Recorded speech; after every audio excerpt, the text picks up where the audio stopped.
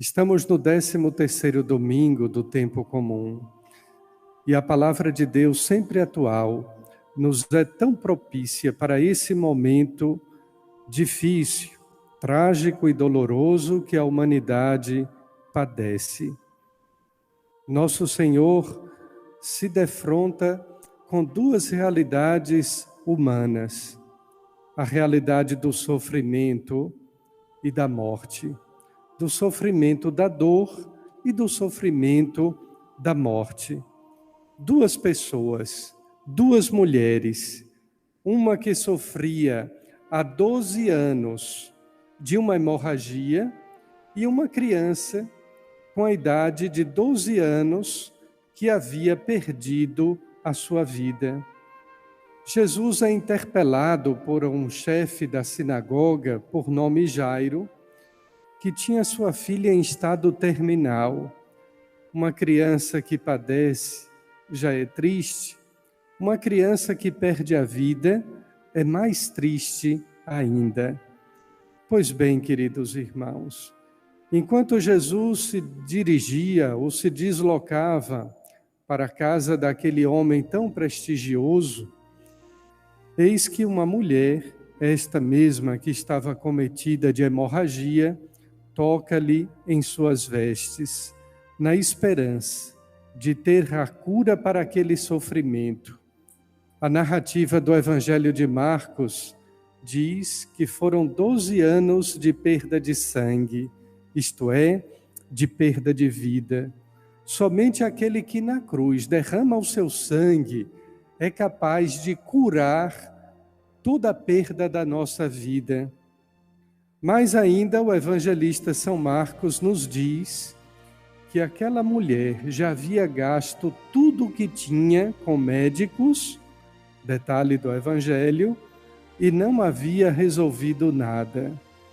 Que realidade tão semelhante à nossa. Quanto dinheiro gasto nessa pandemia? Quantos milhões e milhões desperdiçados? E até agora a humanidade sem esperança, colocando sua esperança apenas em pessoas, em fármacos, deixando de colocar a esperança em Deus. Deus está para o mundo moderno em segundo plano. Quem confessar, quem professar a sua fé neste mundo dito moderno é acusado de fundamentalista.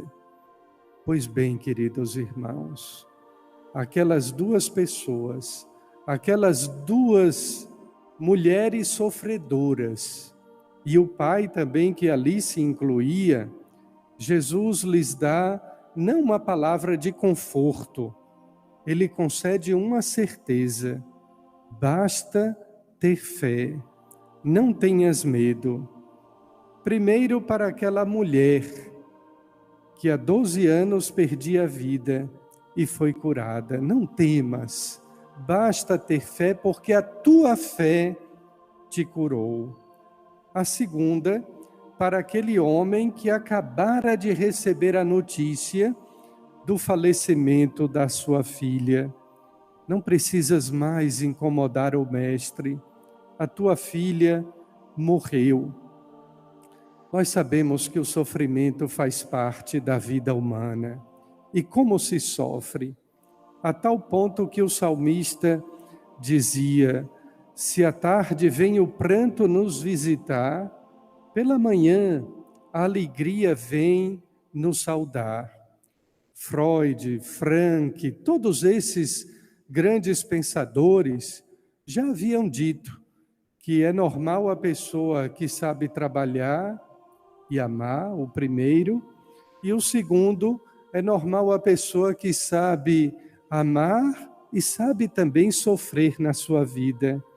Jesus vai muito mais além e chega a nos dizer que o sofrimento tem sentido em nossa vida. Não se sofre à toa, não se sofre sem um porquê.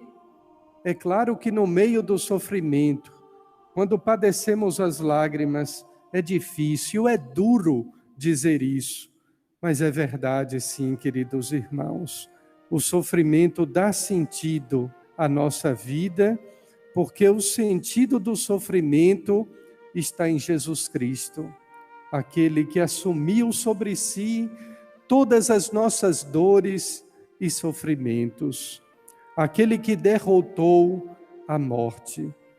A primeira leitura do livro da sabedoria possui uma expressão forte que diz: o ser humano nasceu ou foi criado para a imortalidade. Mas como, se nós morremos até hoje? Como nós nascemos para a imortalidade?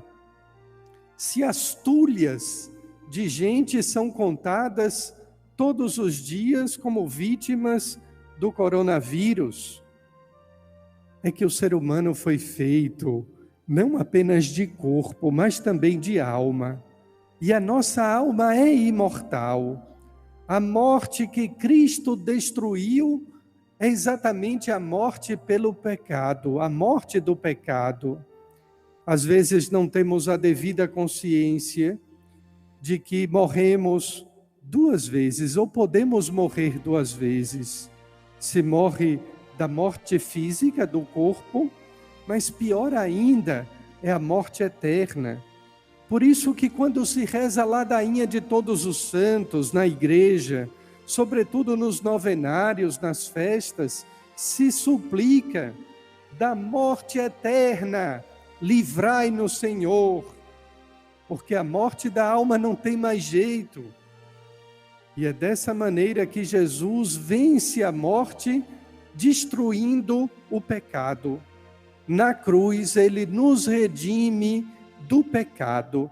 Confiram, vão lá no Catecismo da Igreja Católica, no número 1008, quando se diz que a morte entrou no mundo pelo pecado. É o que está também na Bíblia, no livro do Gênesis, na Sagrada Escritura. E Jesus Cristo exatamente destrói o pecado, nos redime do pecado e vence a morte. É desse modo que Jesus diz àqueles que estavam ali criando confusão para dar aquela notícia triste a Jairo: sua filha morreu. Ao que Jesus responde: ela não morreu, ela dorme. No passado, antes de Cristo, os cemitérios eram chamados de necrópole, isto é, cidade dos mortos. Depois de Cristo veio esse nome cristão, cemitério, lugar dos que dormem, isto é, daqueles que têm um sono eterno no seu corpo, que se decompõe, que se desfaz, que se transforma novamente em pó, em barro, mas cuja alma, adormecida, espera a ressurreição dos mortos, a vinda do mundo, do outro mundo que há de vir. Essa é a nossa esperança, esta é a certeza da nossa fé. Vivamos, queridos irmãos, aceitemos, acolhamos o sofrimento, porque cruz arrastada é cruz pesada.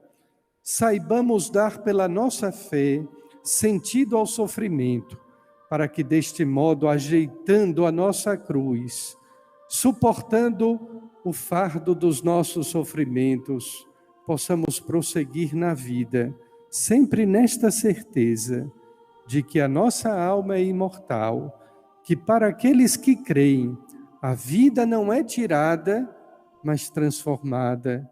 Continua o prefácio dos mortos: e desfeito na terra o nosso corpo mortal, nos é dado nos céus um corpo imperecível.